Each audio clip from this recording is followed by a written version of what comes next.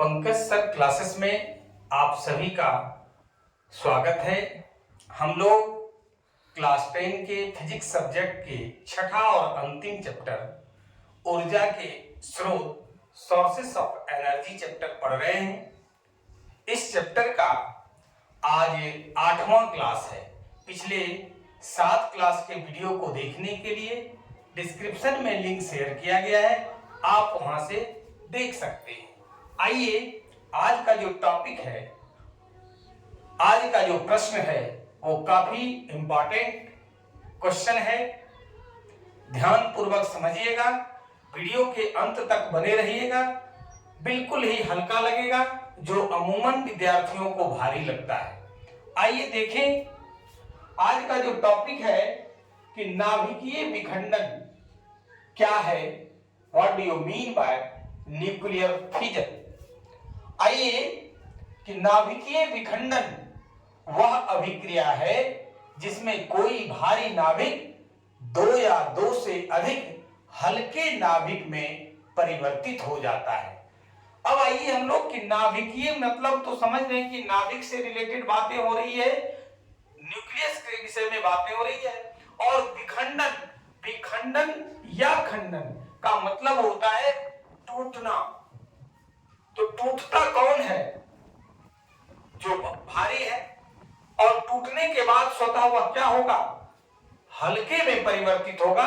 याद रखने के लिए हम बता रहे हैं कि नाभिकीय विखंडन वह अभिक्रिया है, न्यूक्लियर फिजन वह अभिक्रिया है जिसमें एक भारी नाभिक, एक बड़ा नाभिक टूट करके दो या दो से अधिक हल्के नाभिकों में परिवर्तित हो जाता है। और इस अभिक्रिया के फलस्वरूप काफी मात्रा में, ह्यूज या लार्ज कहिए क्वांटिटी में, मात्रा में ऊर्जा का निष्कर्षण होता है, ऊर्जा मुक्त होती है। और उस ऊर्जा का इस्तेमाल हम लोग अन्य क्रिया के संपादन में करते हैं। आइए अब जो हम लोग देख रहे हैं कि इस अभिक्रिया में अत्यधिक मात्रा में ऊर्जा का उत्सर्जन होता है। आज पावर युग है, हमें हर काम के लिए ऊर्जा चाहिए। और हम लोग जो आज दिन दुना रात चौगुना हर क्षेत्र में डेवलप कर रहे हैं, उसमें ऊर्जा का बहुत महत्वपूर्ण योगदान है। और ये योगदान नाभिकीय विखंडन अभिक्रिया के द्वारा भी प्राप्त किया जाता है। नाभिकीय विखंडन में एक्चुअली होता क्या है, उस पर हम लोग बात करते हैं। प्रकृति में रेडियो सक्रिय तत्व, रेडियो एक्टिव एलिमेंट उपस्थित होता है। और इस रेडियो एक्टिव एलिमेंट पर जो है न्यूट्रॉन आदि कणों द्वारा बमबारी कराया जाता है। और वो बमबारी परमाणु रिएक्टर के अंदर करवाया जाता है। परमाणु रिएक्टर जो है वो 8 फीट मोटी कंक्रीट की दीवार होती है और उसके अंदर कराई जाती है। अब आप सवाल करेंगे कि 8 फीट मोटी कंक्रीट की दीवार बनाकर उसके अंदर क्यों ये करवाया जाता है? तो इससे ऊर्जा तो निकलती ही है, लेकिन इससे कुछ रेज जो है वो भी निकलती है, जिसकी भेदन क्षमता काफी अधिक होता है। और वो रेज का नाम है अल्फा, बीटा और गामा। ये अगर डायरेक्ट हम लोगों के शरीर पर पड़ेगा तो हम लोग सेकेंड भर भी जीवित नहीं रह पाएंगे, कोई भी प्राणी जीवित नहीं रह पाएगा। उतना ही इससे खतरा भी है। और उस खतरा से बचने के लिए 8 फीट मोटी कंक्रीट की दीवार बनाई जाती है। कंक्रीट का मतलब भी जान लीजिए कि उसमें गिट्टी, सीमेंट, छड़, बालू का मिश्रण, जिससे छत की ढलाई होती है। 3 इंच 4 इंच अमूमन 5 इंच ढलाई होती है, लेकिन वो 8 फीट मोटी कंक्रीट की दीवार बना करके और उसके अंदर नाभिकीय विखंडन, न्यूक्लियर फिजन अभिक्रिया का संपादन कराया जाता है। और उससे बहुत अधिक मात्रा में ऊर्जा निष्कासन होता है। और उस ऊर्जा को कलेक्ट करके और उसका हम लोग उपयोग करते हैं, जिसको कि परमाणु ऊर्जा कहते हैं। अब आइए कि परमाणु बम का निर्माण नाभिकीय विखंडन अभिक्रिया पर आधारित होता है। अब है कि परमाणु बम, एटम बम कैसे बनता है।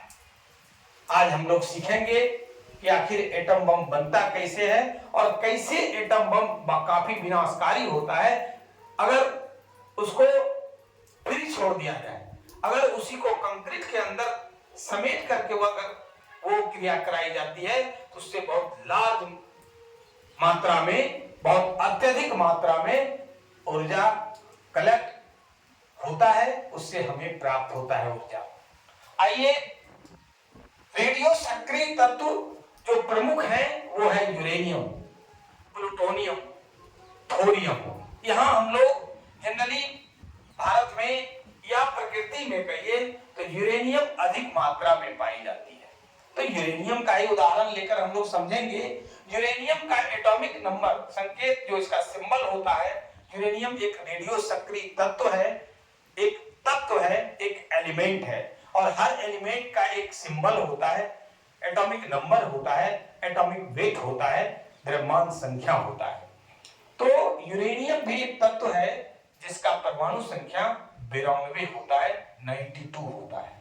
इसका जो द्रव्यमान संख्या होता है, मास नंबर होता है, एटॉमिक मास होता है, वो 235 होता है।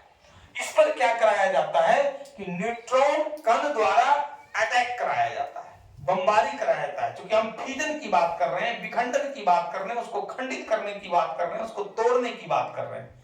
उस स्थिति में जब न्यूट्रॉन यूरेनियम पर अटैक करता है तो वो यूरेनियम दो नाभिक में परिवर्तित होता है। पहला है क्रिप्टन और दूसरा है बेरियम। ध्यान दीजिएगा, क्रिप्टन का संकेत जो होता है सिंबल, क्रिप्टन भी एक तत्व है जिसका परमाणु संख्या 36, द्रव्यमान संख्या 92, सिंबल Kr। और दूसरा है बेरियम जिसका की परमाणु संख्या 56, द्रव्यमान संख्या 141, संकेत Ba। और इसके साथ साथ 3 न्यूट्रॉन का कण एमिशन करता है, निकलता है और काफी मात्रा में जो हमारा उद्देश्य है कराने का, इस अभिक्रिया का संपादन कराने का मुख्य उद्देश्य है एनर्जी, और ये एनर्जी काफी मात्रा में हमें प्राप्त होता है। अब देखिए कि ये विस्फोटक किस स्थिति में होता है या फिर बहुत अधिक मात्रा में हमें ऊर्जा मिलती है, किस कारण से, ऐसा क्यों होता है। परमाणु बम अगर खतरनाक है, हम लोग इतिहास में पढ़े कि परमाणु बम का प्रयोग अमेरिका द्वारा जापान पर दूसरे विश्व युद्ध के दौरान किया गया था। 6 अगस्त 1945 और 9 अगस्त 1945 जापान के 2 प्रमुख शहर नागासाकी और हिरोशिमा पर अमेरिका द्वारा बम बरसाया गया, जिसका 1945 में बम बरसाया गया और आज 2023 में भी उसका परिणाम जापान में देखने को मिलता है। वहां के बच्चे आज भी विकलांगता के रूप में, विकलांग रूप में जन्म ले रहे हैं। आज भी उसका कहीं ना कहीं हमें प्रभाव, उसका इफेक्ट देखने को मिलता है। इस स्थिति में हमें आखिर क्या बात है, क्यों ऐसा ये विनाशकारी होता है, उस पर जरा हम लोग चर्चा करें। ये यूरेनियम, एक यूरेनियम के नाभिक पर अगर न्यूट्रॉन से इस पर बमबारी कराया जाता है, इस पर अटैक कराया जाता है, तो ये 3 न्यूट्रॉन, यहां देखिए रिएक्शन में भी हमने लिखा कि 3 न्यूट्रॉन इससे निकलता है और उसके साथ साथ Kr और Ba। फिर देखिए Kr और बेरियम, क्रिप्टन और बेरियम, और फिर इसके साथ 3 न्यूट्रॉन निकलेगा। फिर ये तीनों न्यूट्रॉन किस पर अटैक करेगा, यूरेनियम पर ही अटैक करेगा। और एक यूरेनियम से देखिए यहां पर 3 न्यूट्रॉन हुआ, यानी 3 भाग में वो बदल गया, 3 नाभिक में, छोटे छोटे नाभिक में। अब फिर देखिए 1 से 3 से फिर 27 और फिर 27 से वो 81, इस तरह से 3, 27 और 81, और फिर इसी तरह से इसी का समफोल्ड करते जाइए। इतना नाभिक में वो सेकेंड में परिवर्तित होता है और इससे काफी मात्रा में ऊर्जा का एमिशन होता है, ऊर्जा का निष्कासन होता है। इसलिए नाभिकीय विखंडन अभिक्रिया काफी तेजी से होता है और ये विखंडन की क्रिया में बहुत सारे नाभिक, एक बड़े नाभिक टूट करके छोटे नाभिक में परिवर्तित होता है और इससे काफी मात्रा में ऊर्जा विमुक्त होता है। अब देखिए कि नाभिकीय विखंडन में मूल नाभिक और उत्पाद नाभिकों के बीच द्रव्यमान में अंतर m को निम्नलिखित समीकरण द्वारा ऊर्जा E में व्यक्त किया जाता है, बदला जाता है और यह फॉर्मूला आइंस्टीन महोदय ने दिया था। बहुत ही इंपॉर्टेंट फॉर्मूला है, E बराबर mc², जहां E हो गया ऊर्जा और C हो गया प्रकाश का चाल। ध्यान रखिएगा, E बराबर mc² का जो फॉर्मूला है ये एल्बर्ट आइंस्टीन महोदय ने दिया और इसी सूत्र के आधार पर जो है नाभिकीय विखंडन में मूल नाभिक और उत्पाद नाभिक जो टूट करके दो हल्के नाभिक जो में परिवर्तित होते हैं उसके बीच द्रव्यमान में अंतर m को E बराबर mc² द्वारा निकाला जाता है, ज्ञात किया जाता है। अगला है कि एक इलेक्ट्रॉन वोल्ट बराबर, ये पूछा भी जाता है, बराबर आपका जो है ये पूछा जाने वाला प्रश्न है कि एक इलेक्ट्रॉन वोल्ट बराबर कितना जूल होता है।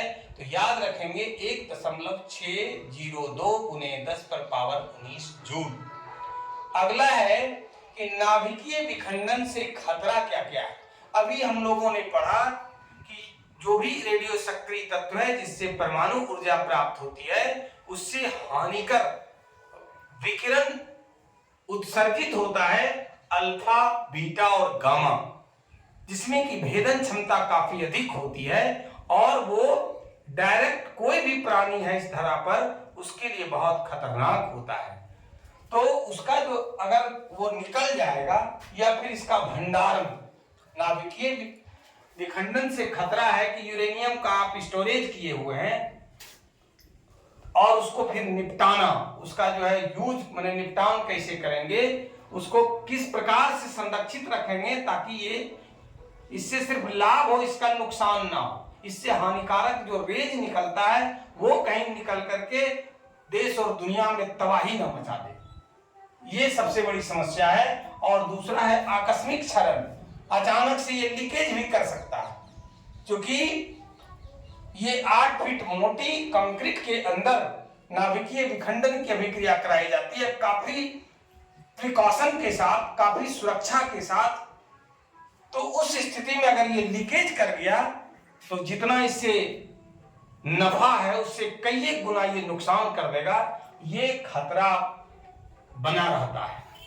अगला है कि इससे हानि क्या है, तो नाभिकीय शक्ति संयंत्र, ये जो प्लांट लगाया जाता है ये बहुत उच्च कीमत है इसका। सभी जगह सभी देश इसको नहीं लगा सकता है, इसलिए इसमें काफी मात्रा में पूंजी की आवश्यकता होती है, धन की आवश्यकता होती है, अर्थ की आवश्यकता होती है। पर्यावरण संदूषण और पर्यावरण में भी ये संदूषण उत्पन्न करता है और यूरेनियम की सीमित उपलब्धता, यूरेनियम कहिए कि बहुत अधिक मात्रा में, प्रचुर मात्रा में प्रकृति में विद्यमान है, ऐसी भी बातें नहीं है, इसकी सीमित मात्रा है। इसलिए ऊर्जा का बड़े पैमाने पर उपयोग निषेधक भी बनता है। बाद में कहिएगा कि इससे फ्यूचर है, क्योंकि ये लिमिट मात्रा में है, एक लिमिट के अंदर है, इस स्थिति में भविष्य में भी इससे हमारी आवश्यकता की पूर्ति होगी, ये कहना उचित नहीं है। ये इससे हानि के अंदर आएगा। और खतरा क्या है इसको भी हम लोगों ने देखा, किस प्रकार से किस सूत्र के द्वारा ये ऊर्जा में परिवर्तित होता है या ऊर्जा ज्ञात किया जाता है, जो अल्बर्ट आइंस्टीन महोदय ने दिया। इन सब सारी चीजों का अध्ययन आज हम लोगों ने किया। अगर आपको वीडियो अच्छा लगे तो लाइक और शेयर जरूर करेंगे। जो लोग चैनल को सब्सक्राइब नहीं किए हैं अभी तक वो सब्सक्राइब करें। आज की क्लास में बस इतना ही, धन्यवाद।